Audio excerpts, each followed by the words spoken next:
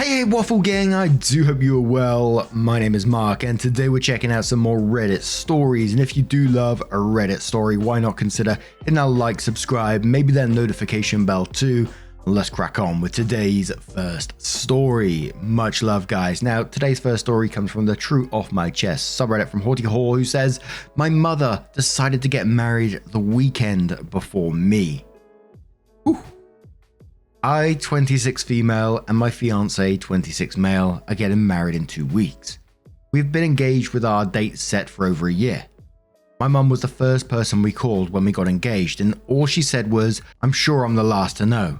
You're probably sick of hearing congratulations by now. She flew out a couple of months later for our engagement party. I was outside with my friend when she stormed outside, past everyone else sobbing and wouldn't speak to me, except to yell at me to go back inside. Later, she told me she was just overwhelmed. Then she met her boyfriend. She told me he makes her feel so loved, like my fiance does for me. But that she was still seeing a few other people, mostly because her new boyfriend doesn't speak any English and my mum doesn't speak Spanish. They communicate through Google Translate. A few months later, my fiance and I are in my hometown for a childhood friend's wedding. My mother was also invited and brought her boyfriend. I was in the wedding, so my fiance was stuck next to them for the ceremony. He said they made out the whole time, and whenever they weren't, my mum was complaining. During the reception, if they weren't on the dance floor grinding on each other, they were back at their table making out. He even had his hand up her dress on several occasions. I brought up this behavior on the drive home, and she said, he's Latin, he's just very passionate. While we're in town, my maid of honor decided to throw us a wedding shower. I even made sure the bride whose wedding I was in was okay with it first. But it was a great chance for my fiance to meet all of my friends. People I haven't seen since before the pandemic, the last time I was there. My maid of honor tried to include my mum in the planning. Mum said she would bring table decorations and tablecloths. She brought them and then immediately sat down and got on her phone. Didn't bother to even get the things out of the car. I asked her to frost cupcakes if she was just going to sit there while I set up tables. She agreed but complained about it the whole time. Once my friend started showing up, she completely ignored everyone and just sat in the corner on her phone. My fiance went out of his way to try and include her in every conversation. She knew a lot of people there. Girls I've been friends with since first grade, people I went to high school with, my maid of honor's parents, and she just ignored everyone. And complained to my fiance that I wasn't spending time with her. Even though I'd set the day before our trip aside to specifically spend with her and my younger siblings. After we got back from our trip, I found out I was pregnant. Again, she was the first one I called because I knew she would be upset if she wasn't. I called her several times and she didn't answer, so I called my dad and best friend and told them. When I finally got hold of her, she said, "Wow, congrats," in the most monotone voice I've ever heard her use in my whole life. At the end of last month, her and my dad both told me that they didn't know if they could afford to come to my wedding. Again, the date has been known for over a year. I don't understand why they didn't work out traveling and lodgings in advance. Not to mention my mother just moved recently to be closer to her boyfriend's job. I was honestly over all of her behavior at this point, so I figured it would be a good thing if she didn't show and I was at peace with it. But she worked it out and called me this past week to tell me she got the plane tickets for her, my brother, and her boyfriend. Oh, and by the way, that they were getting married in a week before my own wedding. My fiance and I both cannot wrap our heads around how she could possibly think this is acceptable. She knows how much we've been looking forward to this, and it just feels like I'm not allowed to have anything for myself. She always needs a slice of whatever I get. Now she's going to come to our wedding and tell everyone that she just got married too.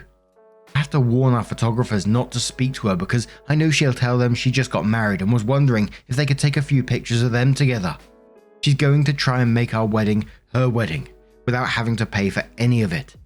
It feels like she's jealous and just wishes to be me. I don't know if it's the pregnancy hormone or if it's the past trauma to do with her. We have a long history of not getting along. I thought we had been doing well in recent years until I met my fiance. But I literally never want to speak to her after this wedding. I'll definitely be going no contact for at least a little while. I don't know if anyone will even read this novel, but I desperately needed to get it off my chest. Ah, fucking hell, mate. I'm sorry that you are going through that, and it just seems like it's another case of a parent who's determined to destroy the last little bit of a relationship they have with their child. You said at the very end there that you'll definitely be going no contact for at least a little while, and it sounds like from a story I think that we covered yesterday where the parent was absolutely toxic to their child, that it needs to be a lot longer than that, because like in that story, what's this person offering you? What's this person bringing to your life apart from pain, shittiness? I know they're your parent. I know it's easy for me to say as always, but what are they bringing to your life? I think you really need to consider if you actually want her at your wedding. You're already concerned about how she might act from her past behavior, that she might try and take everything away from you, use your photographer for her own pictures, and who else knows what else she's going to do at your wedding. We've seen stories of mothers turning up in white dresses, talking shit behind their child's back, and just totally making everything about them. Hell, she's already shown this kind of behavior at your engagement party when she stormed outside and sobbing and yelled at you to go back inside. And, people do get overwhelmed for sure. But combined with everything else that you've told us and, your history of this, it's not a good sign, is it? But Natural War starts off saying, I bet my firstborn that she'll show up in her wedding dress. And Opie says, I asked her what she was wearing and she kept avoiding my question. I was also freaking out about it. I told my bridesmaid if she shows up in anything even remotely white, she's ending up in the pond at our ceremony site. Happy Acid says I wouldn't even let her come to the wedding at this point, and Opie responds saying, honestly, nobody wants her there, least of all me. I do want my brother there though, and he lives with her and is dependent on her, so she has to come as well. Darkness replies to that and says, can you get some sort of alternative transportation for your brother? Like have a friend or someone pick him up and leave her behind. I don't know if that would only make things worse or not, but it would solve the transportation dependency issue. OP responds and says, if they were just coming in from out of town a few hours away or something, I would say yes, but they're flying in 2,000 miles to be here. And it just feels especially cruel to let her come all this way to just tell her she can't come, but pick up my brother. It would definitely make things worse. CJEP says, can you post a babysitter on her ass, like literally pay someone to be with her constantly? If she starts to cause drama, she's escorted out so she can collect herself quietly. Ideally, a large, unfriendly looking male who speaks Spanish to include the husband. Tell her it's so she has a good experience. You've given her a personal escort for the wedding who will enforce rules, but also see the comfort, like escorting her to her seats, food, drinks, and translate for convenience for everyone. This could circumvent most dramatic thoughts. I was the hired bouncer for my friend's wedding. Why a bouncer at a wedding? Because unfortunately my friend's family was really dramatic and all really drunk. So we had a designated taxi and fight breaker uppers. It was odd and entertaining all at once. Would go again to the shit show as I laughed so much. And one more comment from Dubious People Pleaser who says, tell people you trust about what is going on and your fear that she will try and take over your wedding. Ask them to run interference. Every time she mentions her wedding, they make sure to change the conversation to you. If you start losing control, then make a big announcement about the pregnancy. Make sure the photographer knows it's a good idea. She does not get a photo shoot. Try to buy her own time or hog photos photographer. Make sure the dude, the caterer, baker, and everyone else knows too. She does not get to have the first dance on her own. Smuggle in her own wedding cake and have her marriage announced. She may make a speech and try to announce her wedding that way. If you have someone making the announcements and organizing the speeches, then have a pre-made little thing ready. Let's raise a glass to congratulate Opie's mum with a surprise wedding last week. Clink. Now let's get to why we are really here, and what we have waited for a year. The wedding of Opie and husband. Then pad that speech with stories about you two. And I truly get all the ideas of trying to help OP, but it just sounds like stressful in itself that you have to think about these sort of things for your wedding in the first place, that you have to maybe get someone to escort her around or have someone to keep an eye on her and telling caterers, and it just sounds like really stressful and something that's going to potentially ruin your day because you're having to constantly babysit someone else, watch someone else so they don't cause drama on your special day. It's just something that you don't deserve to be happening. But OP does update the post and says, hi everyone, I just wanted to say thank you for all the well wishes. My wedding was truly the best day of my life. Had the best day ever. No thanks to anyone in my family. A lot happened, so I have to keep everything brief. I called my mum before our wedding and told her it was messed up she decided to get married a week before me. She had to have this conversation with someone else or knew it was coming because she immediately launched into, "Yeah, I know, but it's just kind of happened this way. It wasn't intentional." My friend's mother went to a wedding so she could report back to us. Apparently my mum complained about me the whole time, saying I was mad about nothing and told her she wasn't allowed to talk about her wedding. Which I did, but she had readily agreed to when we were on the phone, saying she wasn't trying to take any attention from me. My whole family missed the rehearsal, which would have been fine if they just listened to me about the lineup at least one of the 12 times I told them what they were supposed to be doing. This caused an issue at my wedding. Mum threw a fit, mother-in-law saved the day and set her straight. Mum made it to the rehearsal dinner, and after I was finished helping set up, she came up to me, grabbed my stomach and started screeching, "Hello" to the baby. I backed up and asked her please not to touch me without permission, and she was very upset. Mum refused to smile in any picture she was in that her husband was not. My sister, she's 14 and the youngest, threw a fit over the food we served. My dad missed our grand entrance and first dance because he left to go get her a Subway. I told her it was a good thing I decided to not do a father-daughter dance because he would have missed that too. My whole family left early, which was fine because we were under the impression that they all had early flights the next morning, which is why they wouldn't make it to brunch. Well, my mother lied to all of us and put my brother on early morning flight so she and her husband could travel to New York City, we live in upstate, and take a little honeymoon. We only found out because one of my bridesmaids and her family were at the Statue of Liberty. My husband is pissed because we would have let my brother stay with us a bit longer, and because my mum lied to his mum's face about why they couldn't attend brunch. My mum has texted me, I haven't responded and don't plan to. All in all though, absolutely none of this matters to me. I'm married to my best friend. I had my fairy tale wedding and now in about 4 months we'll have a new baby that I'm over the moon excited for. Several people asked for updates, so I thought I'd share the tea with you guys. OP adds a comment about the reasoning for getting married before OP, and OP says part of her reasoning for getting married before me was so they could make this trip a little honeymoon, which confused me because I was under the impression that they would arrive Friday night, stay for the wedding on Saturday and leave Sunday morning. Now I know she didn't leave until Wednesday. I'm done letting her get to me though, focusing on my new little family. But yeah, I told my husband our child would have to go hungry until we left for the evening if they threw a fit like that. Lol. Someone says to OP, just do yourself a favor and go low contact or no contact and don't tell her anything. OP says I was engaged with my date set for months and months before my mum even met her now husband. I told her on the phone that this feels like a competition that I didn't sign up for. I don't know if you saw my last post, but they don't even speak the same language and communicate through Google Translate.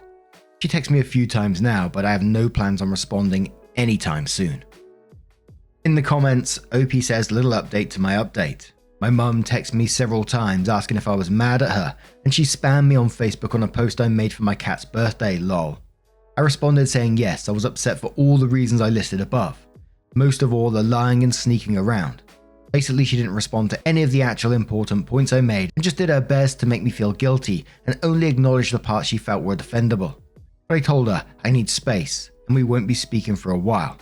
And then says I guess I should be more clear. We are now no contact. We will continue to be no contact and I'm also looking for a therapist. And that's absolutely the right way forward. Going no contact with this person is only going to make your life more peaceful, more happy. They only sound like they bring more drama to your life, trying to overthrow your life, take attention away from you. And when you confront them on it, they try defending themselves, not apologizing. They try defending themselves, downplaying your feelings on the matter. And you just don't need that shit in your life. When child comes along, I'm sure she's going to be sneaking around again, so be prepared for that. But what do you guys make of this situation? Put yourself in OP's shoes, what they went through in the past as well. How would you deal with that situation? Is that no contact? Do you think it would be easy to do so? Let us know your thoughts down in the comments below, and let's move on to another story. And our next story is coming from the Am I the Arsehole subreddit from Epiphanies050, and it says, Am I the arsehole for letting my vegan nephew eat meat and dairy during his visit? My sister Rachel, 42 female, and her husband Frank, 43 male, decided to go on a couple's retreat for their anniversary over the summer. Rachel is my only sibling and her son, Bennett, 15 male, is my only nephew. Because we live on the opposite sides of the country, I only get to see them in person once every couple of years. Since I, 36 male, had recently moved to a beach town, Rachel and Frank suggested that Bennett could come for a visit. I was excited by the idea and told Rachel to send me an email with everything I needed to know. The email contained the name and contact number of the couple's retreat and flight information, as well as recipes for several vegan dishes. Rachel and Frank are very into veganism and New Age spirituality. Not my cup of tea, but no judgment. Though I usually eat a high protein diet, I resigned myself to cooking vegan meals for the week that Bennett stayed with me. His flight landed late in the evening, after which we watched a movie and ate some popcorn before going to bed. The next day I took Bennett to the grocery store to get some snacks and give me more ideas for things to make. He asked what I would normally cook for guests. I told him I enjoyed grilling and would usually make burgers, pork chops, steak and seafood. Bennett said all of that sounded great and told me to not go to any trouble on his account. I was surprised and told him I thought he was vegan. He said his parents were vegan and that he eats whatever they put in front of him. However, Bennett claimed that he didn't care about any of that stuff and would be happy to eat what I eat. Rachel's email never said Bennett had to eat vegan food, so I loaded up the shopping cart with various meats to grill. Bennett also threw in a couple of tubs of ice cream. I had a great time with Bennett and was sad to see him go. Rachel told me later that the visit was the highlight of his summer. Everything seemed well until a few days ago, when I posted some pictures from Bennett's visit on my Facebook page, one of which showed Bennett tearing into a pile of steamed shrimp. Rachel called a few hours later and angrily accused me of trying to undermine their values. I told her she never said that Bennett had to keep a vegan diet and said she needed to discuss this with him. She said I should have known better and asked if I would serve pork to a kid from a Jewish or Muslim family. I told her that veganism isn't a religion and she should have made her expectations clear. Am I the arsehole? Now the part that sort of has me like in a bit of a grey area, if you like, is putting the whole thing on social media. And I guess the part of it where you say, because I can kind of see it like there's a part of you that just thinks, he just eats what's put in front of him. So maybe he is open about eating meat. So you was just like, yeah, sod it, let's eat meat. But as always, it's one of those situations that's very easy for me to say because I'm just reading it and I get time to sit here and think about it. I think I would like to say if I was there, I would have read between the lines and think, this could potentially get him in trouble here. So it's not a good idea to put it on social media because this is likely to cause Bennett quite a bit of shit. But I think for the whole situation as a whole, it's a not the arsehole from me. But PFX Vamp says, not the arsehole for giving him meat. Arsehole for accidentally, I'm hoping, ratting him out on Facebook. I mean, you had to know that the photo wasn't going to go well. Opie says several posters have said this and I feel the need to push back a little. Of course I didn't intend to cause Bennett any grief with his parents. But nor did he give me any reason to think that his parents might disapprove.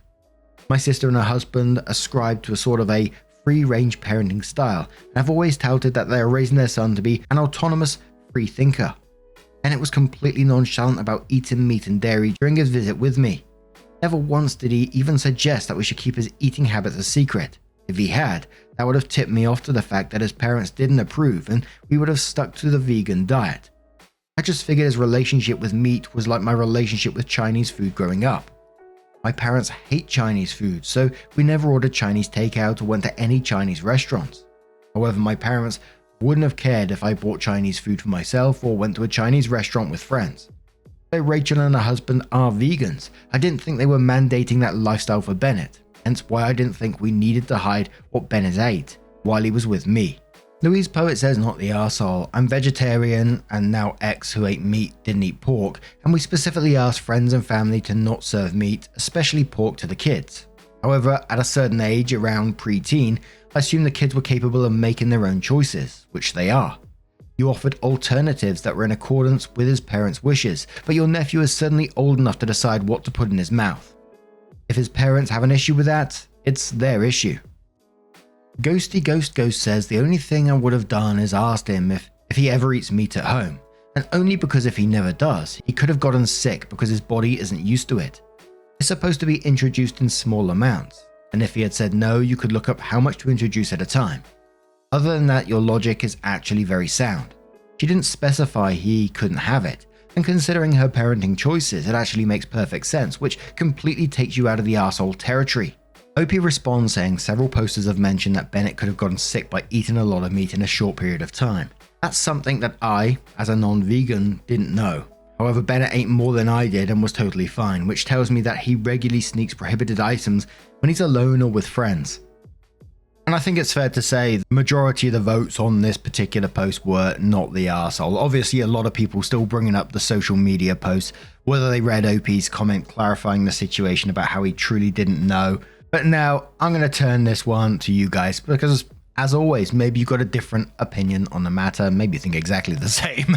But let us know your thoughts down in the comments below. And just a huge thank you from the bottom of my heart for getting involved in today's stories. As always, you are always truly appreciated every single day. Thank you so much. Seeing the same names in the comments, people getting involved, talking to each other, showing love to one another, it makes my day. Thank you so much, and hopefully I will see you in the next one. Take care and much love.